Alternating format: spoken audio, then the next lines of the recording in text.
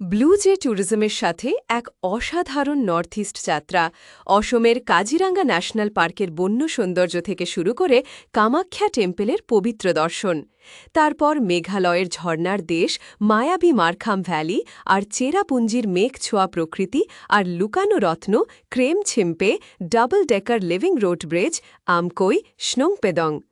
অরুণাচলের Tawang monastery, Jang waterfall, Sela pass, Bomdila pass, শান্ত শেরগাঁওয়ের আপেল বাগান আর স্বপ্নের মতো আনিনি ও মেচুকা ভ্যালি।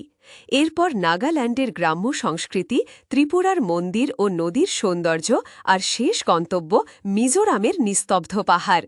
এভাবেই একের পর এক স্বপ্নময় গন্তব্য ছুঁয়ে আমাদের ভ্রমণ শেষ হল।